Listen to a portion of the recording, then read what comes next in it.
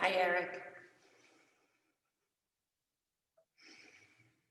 Hi, Bob. Hi, Susan.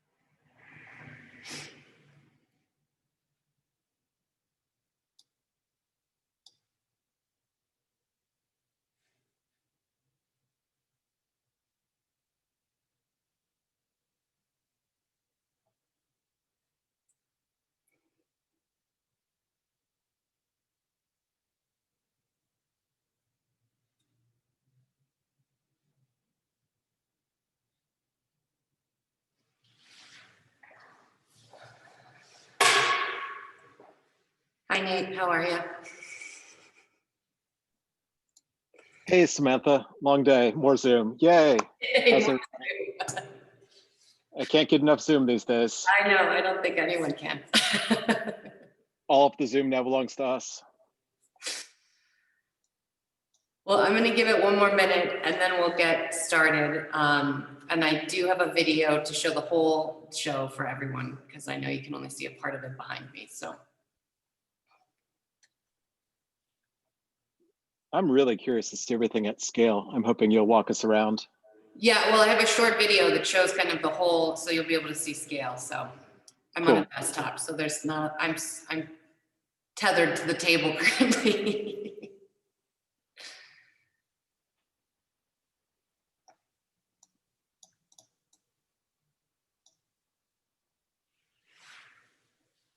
All right, well, I know we have more joining, but I'm gonna get started. We are recording this evening, just so everyone knows, so we will be putting it up on the CPAC website. So if you have people that missed it or couldn't join this evening, we will have a recording of it. So thank you for joining tonight. For those of you who don't know me, I'm Samantha Johnston. I'm the Executive Director and Curator here at Colorado Photographic Arts Center in Denver. And we're really excited to have you all here joining us this evening. While we wish that everyone was here in the gallery, COVID, we are enjoying our time on Zoom. But I am really excited because so many of you are joining from all over the country, and that's made possible by doing it on Zoom. So we're really excited for everyone to be here this evening. I have a short video I'm going to show before Nate talks, but this is our third biennial student show here at CPAC. And we're really excited that Nate Larson, Chair of Photography at Maryland Institute College of Art in Baltimore, juried this year. Nate selected 25 students to be part of the exhibit. And this year, Justin Carney received Best in Show and Iris Wu received Honorable Mention. So as I said, I'm gonna show the video for a second and then have Nate speak. We have a few artists that said they wanted to share about work, so I'll be able to put some of their images up on the screen. If you do have questions, please put those in the chat. And if you haven't muted yourself, please do while others are talking. And let me get started and show the video so you can all get a better idea of what the whole show looks like. So give me 1 second.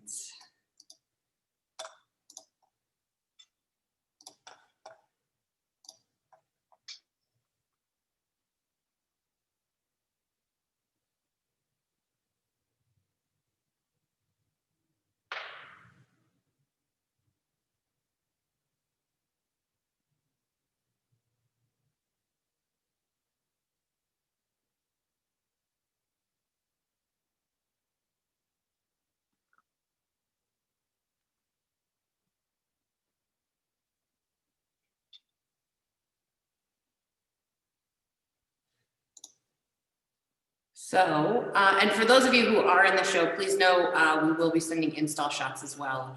We just finished those up this week. So you will get a Dropbox link with those files as well. So Nate, I'm going to let you say a few words about the exhibit, and then we can continue on having some of the artists share. Great. That sounds wonderful. I'm hoping everybody can hear me okay. I've got my little earbuds in instead of the big telemarketer headset that sometimes people wear.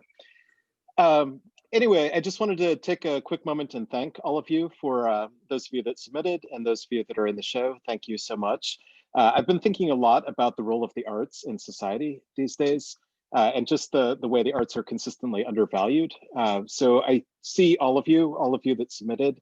You know, I know it's hard to not get in, and I know that sometimes it's hard to get in. So I see both the pain of rejection, and I also see the effort that it took to get your work to the gallery. And I want to thank you for that, especially given that we're not able to be in the gallery in person. So like exhibitions do have importance, ideas have importance, and thank all of you for you know, for being artists and for doing what you do. When I was touring the show, I did it in multiple rounds over maybe a week and a half, where I would go through and I would just take a few notes here and there, and then I would go through again and see what really stayed with me. And that's really my process. It's much more intuitive, where I'm looking for work that moves me, that stays with me, you know, that speaks to me, that makes me think, that provokes me, that pokes me in some way, and just and makes me pay attention. So those of you that got in, like, there's something in your practice that's really amazing. Like it became that little earwig in my mind, you know, that just really stayed with me in really good ways. So I want to thank all of you, you know, for that. It was also very hard to narrow things down, as Samantha knows, because I sent a couple different versions of it. Initially, I tried to include everything from every artist that I responded to, and then it became a process of sort of paring it down and winnowing it. So the two artists that were selected as award winners, I believe, have 3 pieces each in the show, which was hard to get to just 3 with those 2, and everybody else mostly has 1 and 2. Please know that I would include a lot more if I could. It's a space constraint issue. And I particularly appreciated artists that work in series. So folks that are doing things that unfold over time and space. You know, I'm grateful for that. I kept thinking about how many cool pieces there could be in the show. So for example, with Shauna's Cruz Thompson's piece of the balloon with, or it's a water, you know, burst in a balloon, there was a whole sequence of images, and I had to choose one, you know, for the sake of space, which is a really dynamite image, but it was also really lovely to see that process unfold, you know, in the sequential art. So with the 2 award winners, Justin Carney's work, Those Left Behind, really deeply moved me in this moment in the pandemic. Especially, like, I kept thinking about how many people have lost family members. For myself, I lost a great aunt in a nursing home, you know, due to the pandemic. And I know that Justin's work isn't necessarily about the pandemic, but it speaks to those bigger themes of grief and loss and all the different ways that we mourn people. And it also speaks to those who are absent, you know, right now, whether it's from the pandemic or whether it's from other circumstances.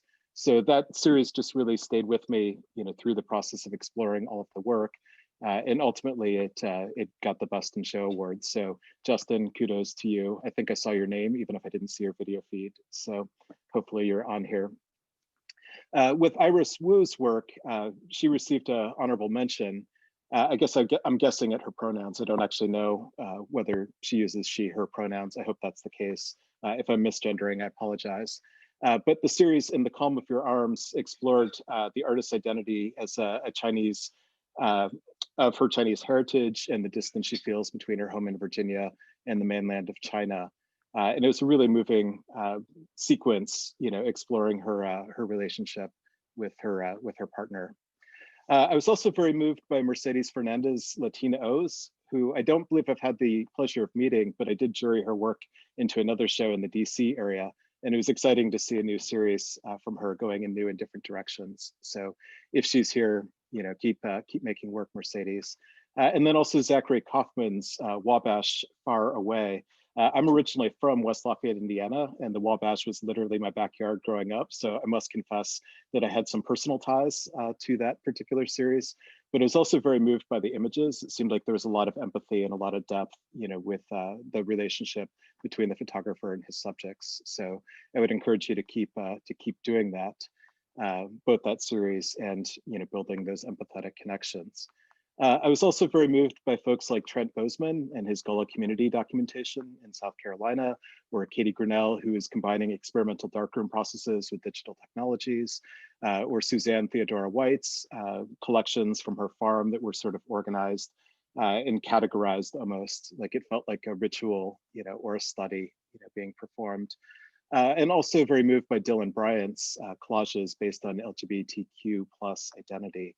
And exploring all of those issues. So I tried to really spend a lot of time with the work, thinking about the themes in 2020, thinking about where we are as a country, thinking about where, where this show represents, or what this show represents rather, about 2020. And I'm very pleased with the result.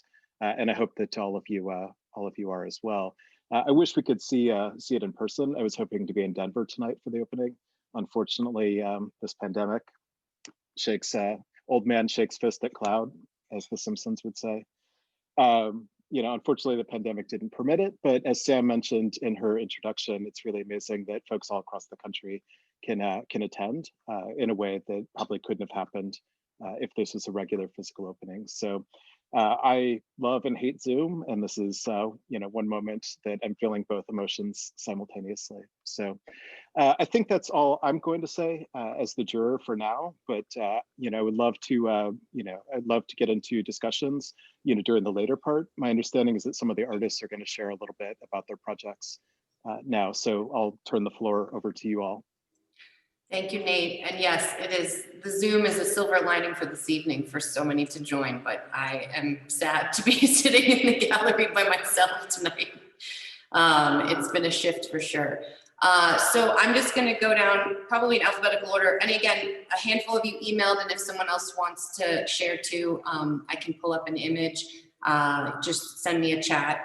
But Bob Felderman, I think I'm going to start with you if that's okay. And I'll share my screen and show your image if you want to share a few words about your work. Thanks very much, Samantha, and then Nate also for doing it.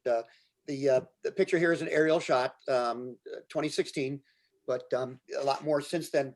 But this view has not turned up since then. It's the Washington Park. It's one of the second oldest parks in our city. That's a gazebo, the flags, trees around it, and that's the pathway that goes. It's an entire block in the city next to our art museum and our federal building. And just the flying over it with the drone got the colors there, the yellows, the greens, and it's been inspiration for me because it has been recognized so many areas, and still have not been able to get this same one again. But I do quite a bit of aerial work, but I am going to Rocky Mountain College of Art and Design.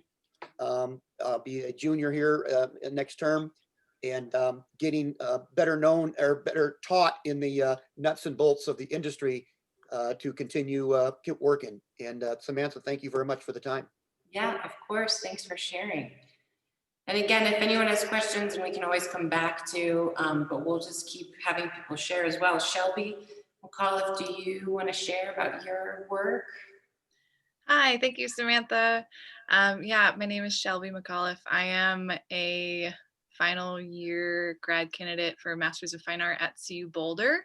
So I live in the Boulder, Colorado region. And this is a diptych that is part of a larger series of landscape diptychs where I created space for the land to speak to each other, different parts of the world. So to the left is Ambergris Key in Belize, which is just south of Mexico. So it's kind of more tropical. And then Mendocino, California to the right. And I really loved putting these two pieces together just in conversation of space and vast, immense space where you're drawn to the foreground via the waves or the egrid. And yet these two places represent such differing experiences. And I thought I'd read just a quote that somewhat inspires a lot of my landscape work. And it's from Poetics of Space by Gaston Bachelard.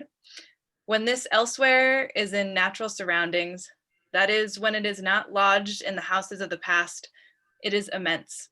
And one might say that daydream is original contemplation. And just as Nate said, with relationship to COVID, I do find that, or the pandemic, that daydreaming and holding space and kind of your ability to leave a place in your mind has been so relevant with how people relate to the shutdowns and to the pandemic and what we're currently going through. So there's a little intro to that piece. Thank you. Thank you. All right, and then next I have on my list, Nate Roquefort. I'm not pronouncing your last name right. That's okay. Hi, I'm Nate or Nathan Rochefort. I just want to say a few quick words about this piece. So it's part of a larger series dealing with the landscape, but it's dealing with the landscape specifically in respect to climate change and kind of the future of the actual of our ecosystems and of the natural world. So for this series, most of these, just like this image, are shot at night, and part of the reason why I go out at night most of the time to explore is because when everybody else has kind of disappeared from the streets, those really subtle ways start to really pop out of how the landscape has kind of been transformed and manipulated by us.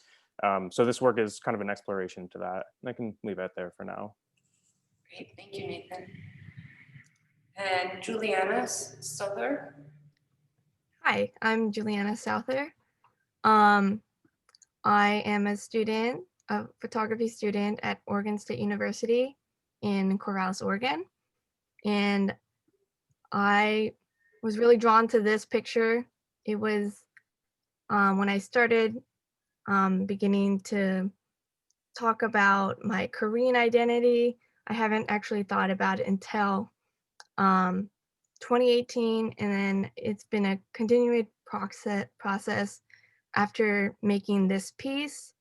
And it's just an exploration piece of me learning a language, my birth language, which I wasn't exposed to when I was growing up, and just kind of reclaiming my Korean heritage at this point and going forward.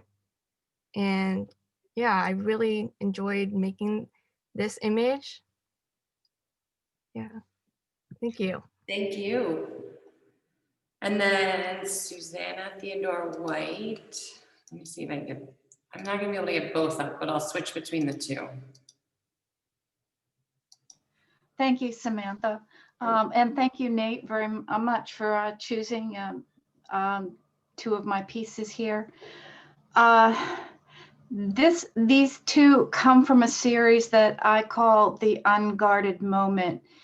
And they are visual diaries of my walks around my farm. And I try to document sort of climatic and seasonal changes that take place during the course of a year and years. The unguarded moment, what I kind of mean by that is a failure of vigilance on our part to be aware of and to be vigilant about what's going on in our environment and with climate change now, as well as also a hyper vigilance to just be aware of what is there right now and what's still there and what we can save. And so I'm speaking, from the point of view of an artist and trying to document some of these incremental and dramatic changes just to my land, and in my capacity as an artist to try to speak to the earth we inhabit in a very personal way, and hoping that somehow it can translate to the universal. And congratulations to everybody else that's in the show. It's a beautiful show. Fantastic. I wish you could all see it in person. Thank you so much. And Ian White. Yeah, thank you so much. It's an honor to be here, and it was a joy to be selected for this show, and just very excited for this event. So Seabird, well, first of all, I'd like to say my name is Ian White. I'm a first year MFA student in the photography and related media program at RIT, along with Nate over here, and he's a second year. And so yeah, we're both based in Rochester, New York. So Seabird is the result of many days and nights walking up, down, and around the Oceanside Pier back in my hometown of San Diego, California. While this work is technically an examination of place, I wouldn't say that this is a piece of documentary photography. I believe this work lends itself more to folklore, mythology, and poetry than it does to documentary and photojournalism. The pier itself acts as a vessel for self-expression and introspection. It's a beacon of escapism for those who seek it from their daily lives. It allows people to be their true selves in a place that is physically isolated from mainstream society. This project took place from summer 2018 right up until the start of the pandemic in March of this year. And the resulting body of work is 16 black and white images. And you can view the project in its entirety on my website at ianedwardwhite.com. And thank you so much. Thank you.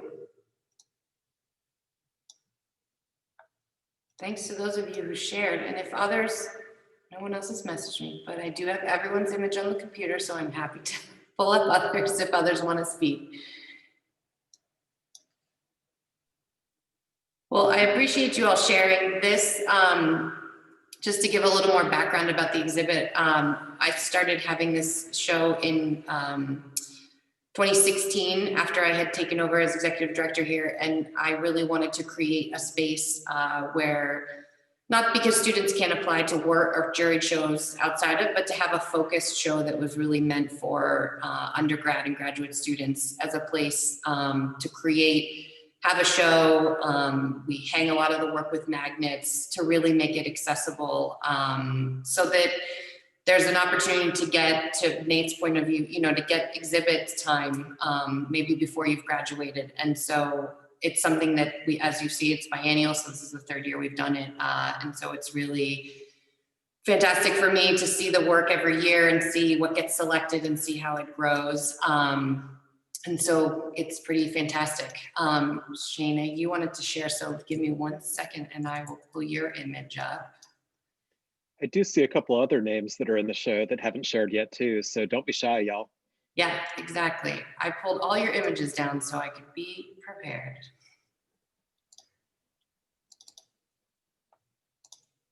Okay. All right. Shana, if you want to share about your image. Yeah, so first of all, thank you to Nate Larson for the honor of being in this show. It really means a lot. I joke with my friend Chelsea Minter Brindley, who's also in this show, that she's in it twice because this is her in this photo. We are both students at UC Denver, graduating very soon. And this is a project that explores the many roles of femininity and our roles and some of the things that we might struggle with. So as part of a hopefully an ongoing series after the pandemic is over, my sitters are asked to choose a color of balloon, the liquid inside, and their object of destruction. And so this for Chelsea, if she doesn't mind me sharing, this actually symbolizes her anxiety and some of the roles that she plays and juggles. And her object of destruction was a knife because it's kind of a symbol or stand-in for her domesticity and role as a mother. This was, as Nate mentioned before, it is a series that is shot. It's a breakdown of time where I hold down the shutter and the action of her popping the balloon is actually separated into about 7 to 9 different action shots in different stages of the popping. This is actually my favorite piece. So it meant a lot to me but it's just really that prime moment of that anxiety being released, but also still holding on and kind of ever present and looming. But there's also this beauty in the chaos that I really wanted to celebrate. So again, thank you, Nate, and thank you, Samantha. No problem. And then Bianca is going to share next. Let me just switch. Okay. Go ahead, Bianca. Hi, everyone. My name is Bianca Roman. This is my first exhibition ever in a show. Hell yeah. Thank you so much for choosing one of my pieces. I'm really, really honored. And this particular piece to me is kind of a way of an escape. You know, the pandemic has hit everyone pretty hard, and I spent most of my time kind of like in between classes on Netflix or trying to escape the real world, as most of us do. And I was watching a TV show and this image popped into my head, and I was like, I have to create this image. And so this ended up turning into a little mini series of self-portraits. Again, no models, but I do have my own face in a little small studio in my bedroom that I created this work in. And I really kind of wanted to emulate this sense of like nostalgia and also this sense of the divine. And I'm not sure if anyone saw the very beginning video, the biggest picture in there happens to be mine. That's the huge image that's on one of the walls. It's a very heavy piece. I built the frame myself, put the backing on it and the cord to hold it up on the wall. And I'm so glad I didn't have to put it on the wall, actually. There was someone to do that for me. So I just wanted to say thank you again for choosing my piece and for taking the time to listen to my story. So Thank you for sharing. Yes, it's fantastic how large the piece is. And it was a two-part. Our installer got all the hardware in, and then staff got it up the next day. So, but it's all on there. It looks fantastic. And we have, let's see, Katie's going to share next. Katie, give me 1 second. I'll get your image up. Or 2 images. I'll get them both up. Okay. All right. Okay, yeah, thanks for letting me share last minute. So yeah, this image here is from a series of works that I started with my exploration into darkroom photography. I never really explored much of it before, so it was really more of me finding a way of using materials that I use often in my practice and seeing how they work together in this new form, because I mostly do digital work. And then the other work that's attached with this main piece was the material for that work. I use photograms and other means of analog photography as material in my work, and I also appropriate old work into my new work, so they're connected in that way. So yeah, this was like an exploration within darkroom photography and digital work. So yeah, thanks for letting me share. Of course. Happy to. It's great to have everyone talk a little bit more about the work. And as I think Sharifa might have commented, it's not something we always get to have happen during an opening. So it's really wonderful to have that option. And then someone else wanted to see the video one more time, which I'm happy to show. Let me just get that open. Just to give a little more context one more time. I still see a few artists that haven't spoken, so it'd be nice take this encouragement to speak up. I will show the video one more time, and then those of you who have not spoken up, you can chat.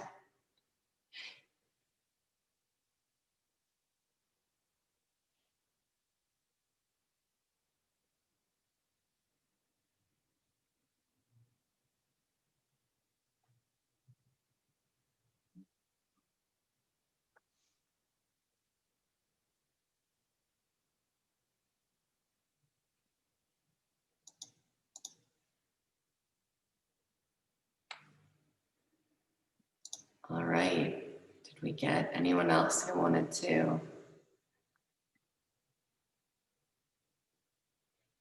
We have not, but I appreciate those of you who have shared. And if anyone else has other comments or things they want to share, please feel free. You can unmute yourself. And someone just asked, the gallery is open to visitors. We're just limiting during the week how many people come in, but masks on. Obviously, I don't have a mask on right now, but I'm the only one in here. But during the day, yes, we are open 11 to 5, Tuesday through Friday, and 12 to 4 on Saturdays. And we just require masks, and we have hand sanitizer at the door. So it is open to the public if you are in the Denver area. Any other comments, questions? There was one with a lady on a step. Do you have the artist statement for that? Artist on the step. Is it the growing up image? I don't know. There was a lady on a step, and it seemed to tell a story. So I just wanted to know what that story was. Is it multiple people on a step? No, it looked like one. I think it was in the second part of the video. I'm just scrolling through quickly.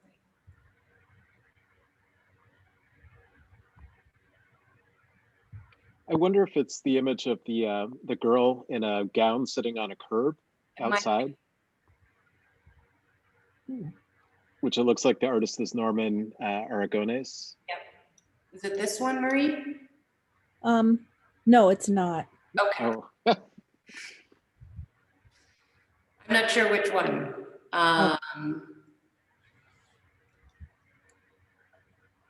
Justin has one with his family members sitting on a front step.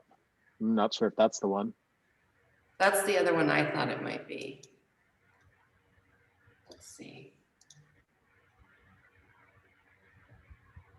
Yeah, that one. I don't have the artist statement in front of me, but I think Justin is on the call. Yeah, I'm here. I had some computer troubles for a second. No worries. What was the question? I might have missed it because I was gone and I had to log back in. I just wanted to know the story behind the picture. Oh, so yeah, with this work and this picture specifically. So this work is about it's about my grandmother's children, who are my aunts, uncles, and mother. And she passed back in, it was 2011. And the project is focusing on like their feelings after their mother's passing, my grandmother's passing, how they're coping with that, and like how their interactions after the passing has changed. So we don't get together very much anymore. We used to get together a lot in the past. And this was one of those moments where all of us were together at the same time, which is still very rare even to this day. So this was at a family cookout, and I kind of just like, I grabbed them all together and I was like, hey, we have to take this photo of everybody together. There was more to that, but I'm drawing a blank right now. But yeah, that was essentially what it was. Thanks, Justin.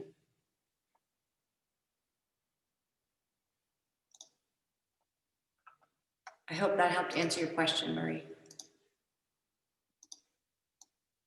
It did. Okay. And it's a little bit sad too. And I'm thinking, you know, if they see that image, if he sends it to them, that it would be something that would be a welcome thing, maybe. Oh yeah, they absolutely like. I've taken portraits, like that's about, I have 2 portraits of them together, And then I have a lot of single portraits of them by themselves. Every time I take a portrait, I show them and I give it to them. I ask them if they want prints. Uh, they love it because my family has always been a picture taking family, but there's been a large gap uh, in taking photos. A comment that that they make a lot every time I show them a portrait, or that they have made, is that they say, this is me, you know. So I think I did a good job capturing, like, in essence.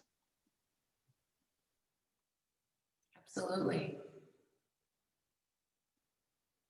That always feels like success to me as well when I photograph people, when they say this is me.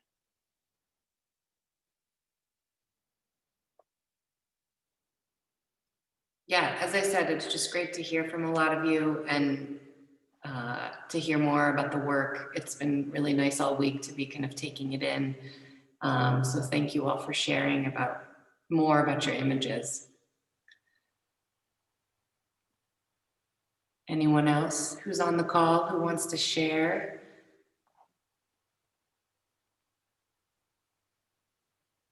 I'm starting to feel guilty that I haven't said anything. So, Do you want me to pull up your image? Sure. That'd be good. You have both, two of them. Hang on one sec. All right, you can talk. Start talking and I'll. Okay. Share. My name's Zach. I'm a second year MFA at Indiana University Bloomington. This is part of a project, as Nate mentioned, called Wabash Far Away, or Wabash Far Away, which references the state song, Along the Banks of the Wabash Far Away. And it's, it's a sentimental ballad about a lost childhood, about lost landscape. So I landed in Indiana, in Lafayette, Indiana, back in 2017.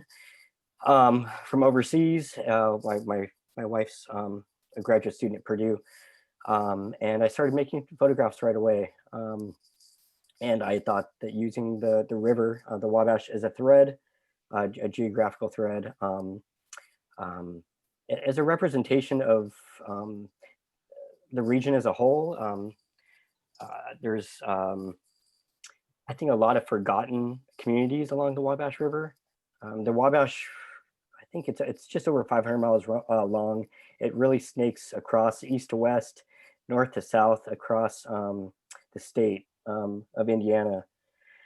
And it avoids most major cities, or all the major cities. I think Lafayette and West Lafayette are the largest population centers that it runs through. So I've just been, over the last couple of years, exploring communities along the river, and I expect to be doing that until I graduate. So I have a couple of years left, or a year and a half left. So Great, thank you. Thank you. And then Chelsea wanted to share as well. Give me one sec, Chelsea. I'll get your image up. I feel pressured. I'm sorry. I feel pressured. I didn't mean to pressure anybody. I just want everybody to feel welcome. So I see you all. All right. And you all have such great work, so you should feel proud of what you've created and accomplished. So Chelsea, take it away. Thank you. This image represents feelings of isolation, and the sort of new roles that have all been kind of meshed together into one that COVID has brought. And also with the isolation, this feeling of non-existence. And so I created a camera obscura in my daughter's bedroom. So that's the image that you see projected. And then I sat with her to create that shadow. So in a way, it's like using the camera obscura to pinpoint my location and existence, but simultaneously not existing. It's a great image. Thank you. Oops. Thank you, Chelsea.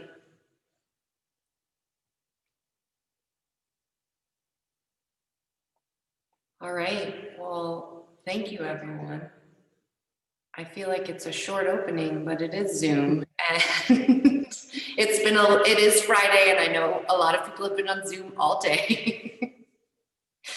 But I did want to have, you know, as Nate and I had been in touch about the opening and that we'd hoped we'd be able to do, we had been having some timed entry openings at the space this summer, but with the most recent round of restrictions Denver got 2 weeks ago, I was like, we're gonna have to move everything online.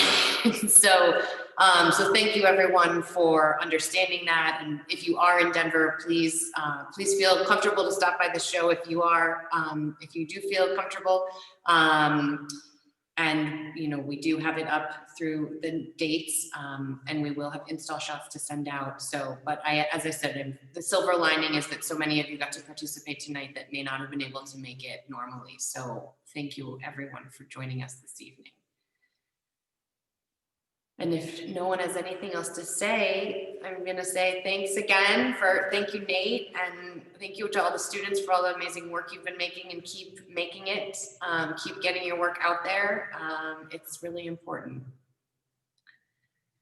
And have a wonderful evening, everybody. And if you live in Georgia, don't forget to vote. That's right. All right, thanks everybody. Have a great evening. Thanks for joining. Yeah. And thank you, Samantha, for all the work that you've put into the exhibit. Nope, happy to do it.